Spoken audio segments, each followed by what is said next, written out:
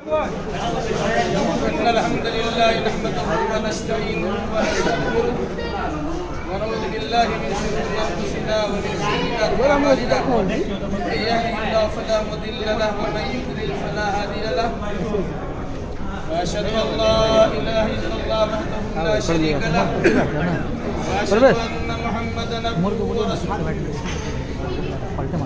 يا أيها الذين آمنوا اتقوا الله حق تقاته ولا تموتن إلا وأنتم مسلمون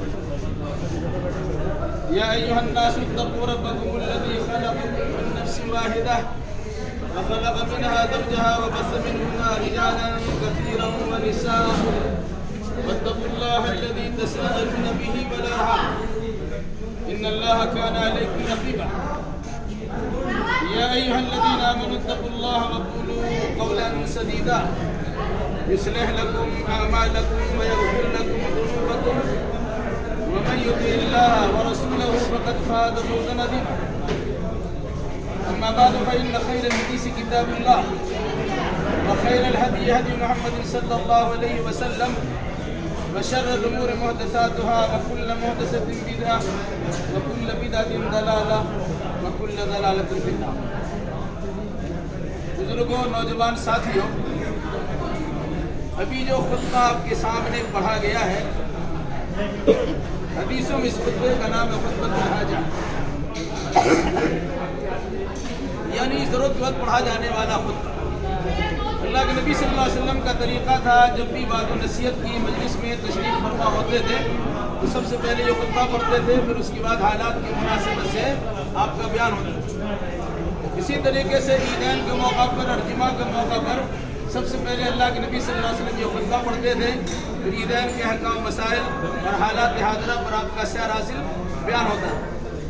اسی طریقے سے نکاح کی مجلس میں بھی اللہ کے نبی صلی اللہ علیہ وسلم کا دستور تھا کہ پہلے آپ خطبہ پڑھتے تھے اور پھر اس کے بعد ایجاب و قبول کرائے گئے. یہی وجہ ہے کہ آج بھی پوری دنیا میں جہاں کہیں نکاح کی تقریب منعقد ہوتی ہے، حاجی صاحب کی زبانی کہیں کھڑا ہو کر، کہیں بیٹھ کر، کہیں آہستہ سے، کہیں زور سے یہ خطبہ ضرور پڑھا اور سنایا. آخر اس خطبہ میں کیا کہا گیا ہے؟ یہ فکر یہ لمبی چوڑی تقریر نہیں ہوگی، صرف اس کا مفہوم اور خلاصہ آپ کے سامنے رکھا جاتا ہے کہ خطبہ میں کیا کہا گیا. سب سے پہلے اللہ تبارک و تعالیٰ کی تعریف کی گئی ہے، اللہ سے مدد مانگی گئی ہے، اللہ سے مغفرت کا سوال کیا گیا ہے، اعمال کی خرابی سے اور نفس کی شرارت سے اللہ کی پناہ چاہیے. پھر اس حقیقت کے اظہار کیا گیا ہے کہ اللہ جسے ہدایت دینا چاہے دنیا کی کوئی طاقت اسے گمراہ نہیں کر سکتی ہے، اور اگر کسی بدنصیب انسان کے لیے اللہ ہی نے ہدایت کا دروازہ بند کر دیا ہو، دنیا کے سارے مبلغین اور مصلحین مل کر بھی اس کی اصلاح نہیں کر سکتے. اس کے بعد اس کلمے کا اظہار ہے جس کے اقرار کرنے کے نتیجے میں ایک غیر مسلم مسلمان بن جاتا ہے، اور وہ کلمہ ہے اشہد ان لا الہ الا اللہ وحدہ لا شریک لہ واشہد ان محمدا عبدہ ورسولہ.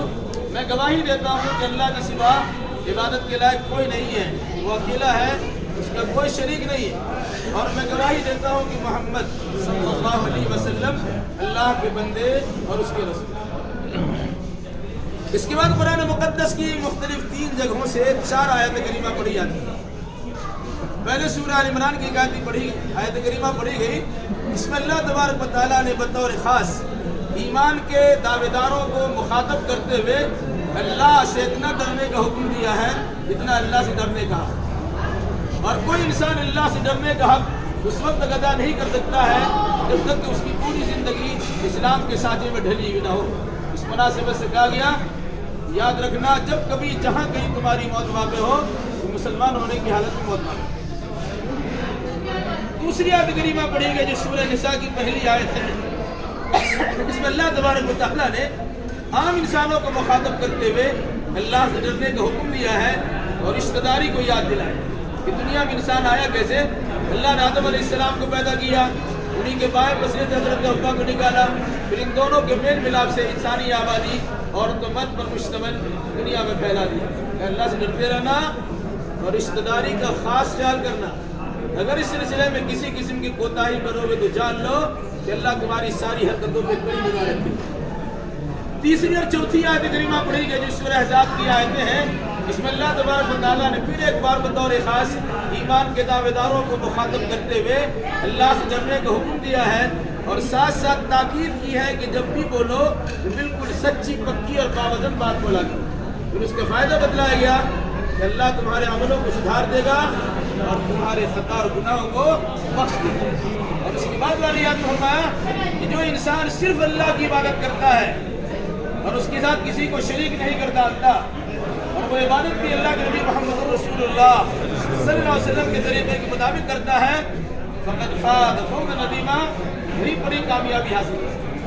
اس کے بعد خطبہ کا بالکل اخیر حصہ میں تمام باتوں میں سب سے بہترین بات کتاب اللہ یعنی قرآن مقدس کی بات، اور تمام طریقوں میں سب سے بہترین طریقہ محمد رسول اللہ صلی اللہ علیہ وسلم کا طریقہ جس کا نام حدیث اور سنت ہے، اور تمام چیزوں میں سب سے بدترین چیز دین میں اپنی جانب سے کسی نئی چیز کی ایجاد و شروعات ہے جنہیں شریعت کی اصطلاح بدعت کہا جاتا، وَكُلُّ بِدْعَةٍ ضَلَالَةٍ وَكُلُّ ضَلَالَةٍ فِي النَّارِ۔ ہر بدعت گمراہی ہوتی ہے اور گمراہی کا انجام جہنم کے سوا کچھ نہیں۔ یہ خطبہ مسنونہ جو نکاح کے موقع پر بھی پڑھا جاتا ہے، بس 1.5 منٹ آپ باؤ لیں۔ جن آیات کو خطبہ مسنونہ میں شامل کیا گیا ہے ان آیتوں میں بطور خاص اللہ سے ڈرنے کا ہوتا ہے۔ علماء اس کی حکمتیں بتلاتے ہیں کہ انسان کو معمولی تکلیف پہنچتی ہے تو اللہ اللہ خوب کرتا ہے، اور جب خوشی حاصل ہوگی تو پھولے نہیں سماتا۔ شادی بیاہ کی تقریب بھی خوشی کی تقریب ہے۔ اس موقع پر اس آیت کریمہ کے ذریعے سے یہ تاثر دلایا گیا کہ اپنی خوشی کی خاطر شریعت اسلامیہ کے دھجیاں نہ بھی گھیرنا، بلکہ خوشی کا معاملہ ہو یا غمی کا اللہ سے لڑ کے انجام دینے کی کوشش کریں۔ اسی خطبہ کی آدمی یہ بات آپ کے سامنے آئی ہے کہ جب بھی بولو تو بالکل سچی اور باوزن بات بولا کرو۔ آپ سنتے ہیں اطلاع سے پوچھا جاتا ہے فلاں بچی کا نکاح فلاں گواہ کی موجودگی میں اتنے مہر کے بعد آپ سے کیا گیا، آپ نے قبول کیا؟ اللہ کہتا میں نے قبول کیا۔ قرآن کہتا ہے کیا کہہ رہے ہو؟ ذرا سوچ سمجھ کے کہو۔ جب تم کہو گے میں نے قبول کیا اس کی ذمہ داریاں ہوگی، جو کھاؤ گے وہی کھلانا ہوگا، جو پہنتے اسی اسٹینڈرڈ کا پہنانا ہوگا، جہاں رہتے اپنی سہولت کے مطابق وہی رکھنا پڑے گا، اس کے دکھ درد میں تم کو شامل ہونا ہوگا، اس کی خوشی میں تمہاری شرکت ضروری ہوگی۔ ان ساری ذمہ داریوں کو نبھانے کے لیے تیار ہو تو مجمع میں سب کے سامنے کہو میں نے قبول کیا۔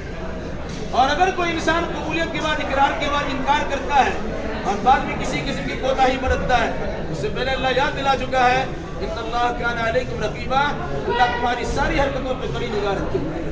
اور اس سے پہلے اللہ تبارک و تعالیٰ یاد دلا چکا ہے کہ جب بھی مرو تو موت تمہاری اسلام کی حالت میں ہونی چاہیے۔ مقصد کیا ہے کہ دنیا اگر کسی طرح گزار لیے مر کر تو میرے پاس آنا ہے، اس مناسبت سے تمہاری پوری چیزوں کی سوال ہوگا، اگر صحیح جواب نہیں دے سکے پھر اللہ تبارک و تعالیٰ کے عذاب سے بچ نہیں سکتے۔ اسی خطبہ میں بطور خاص اہل ایمان کے ایمان کی تجدید کروائی گئی، ایمان کو نیا بنایا گیا، کلمہ سنایا گیا کہ اگر ہمارے ایمان میں کسی قسم کی کوتاہی ہو گئی ہوگی اس کو دور کر لیا جائے، اللہ کی وحدانیت کا اور محمد الرسول اللہ کی رسالت کا اثر نو اقرار کر لیا جائے۔ اور اس کے ساتھ بھی کہا گیا کہ اگر کوئی انسان ایسا کرتا ہے تو اللہ کی جانب سے ان کو مدد بھی شامل ہوتی ہے، اللہ اس کی مدد بھی کرتا ہے، اس کی مغفرت بھی کرتا ہے، پھر وہ اللہ کی شکر گزاری ادا کرتا ہے تو اللہ تبارک و تعالیٰ بے انتہا نعمتوں سے نوازتا بھی رہتا ہے۔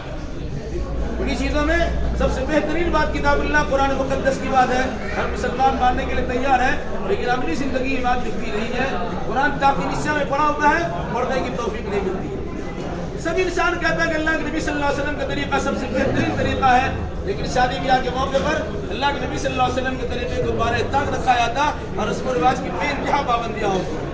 ہر انسان کہتا ہے کہ دین میں سب سے بدترین چیز دین میں اپنی جانب سے کسی نئی بات کی ایجاد کر دینا ہے۔ عام طور سے چیزوں کا خرافات کا ایجاد کیا مستقل سلسلے میں عمل پیرا ہونا لوگوں کا شیوا بنا ہوا ہے۔ یہ خطبہ در حقیقت پیغام ہے جو غلطیاں ہو چکی آئندہ ایسی غلطیوں کو دہرایا نہ جائے۔ پھر میں ایک بات اب دیکھتے ہیں عام طور سے ہوتا ہے نکاح جب قبول کرایا جاتا دلہا سے کہتے کہ یہ کھڑا ہوگا السلام علیکم، بھائی آتے ہوئے آدمی سلام کرتا ہے اور جاتے ہوئے سلام کرتا ہے، بیچ میں کھڑا ہو کے سلام کرنا کیا معنی ہے؟ اس لیے میری گزارش ہوگی کھڑا ہو کے سلام تو نہیں کریں گے، ہاں ہماری آپ کی کوشش ہوگی، ان کی وجہ سے یہ مجلس رچائی گئی ہے، یہ مجلس سجائی گئی ہے، ہم ان کے پاس پہنچیں گے اور مبارکبادی کلمات انہیں سنائیں گے، وہ دعائیہ کلمات انہیں بتائیں گے جو کلمات دعا اللہ کے نبی صلی اللہ علیہ وسلم نے اپنے زمانے میں دلہا دلہن کو دیا تھا۔ اب نکاح کی مجلسوں میں شرکت کرتے ہیں، دوستی کا حق ادا کرنے کی کوشش کرتے ہیں، رشتہ داری کے تعلقات ادا کرنے کی کوشش کرتے ہیں، معمولی سے دعا نہیں کر پاتے. دعا کیا ہے؟ بارک اللہ لک وبارک علیک وجمع بینکما فی خیر. اللہ برکت دے، برکت کی مصلحدھار بارش برسائے اور خیر اور دین کے معاملات میں آپ دونوں کے دلوں کو جوڑ کے رکھیں. یہ اللہ کے نبی صلی اللہ علیہ وسلم کی جانب سے دلہا دلہن دونوں کے لیے دعا ہے. آپ دلہا کے پاس موجود ہیں، انہیں ان الفاظ کے ذریعے سے مبارکبادی پیش کیجیے. دلہن کے پاس وہی جا سکیں گے جو ان کے محرم رشتہ دار ہیں، کسی دوسرے کو جانے کی عادت نہیں ہوگی. بارک اللہ لک وبارک علیک وجمع بینکما فی خیر. الہ العالمین تو اپنے فضل و کرم سے اس نکاح کو جو بھی پڑھایا جا رہا ہے مسعود و میمونہ بابرکت بنا دے، ان دونوں کے دلوں میں الفت و محبت پیدا کر دے، دونوں خاندان کے دلوں میں الفت و محبت کی جو جگہ دے. ان دونوں کو اور ہم تمام کو زندگی کے تمام تر شعبات میں کتاب اللہ اور سنت رسول اللہ سے مکمل رہنمائی حاصل کرنے کی توفیق عطا فرما. اقول قولی ھذا واستغفر اللہ لی ولکم ولسائر المسلمین وآخر دعوانا الحمد للہ رب العالمین.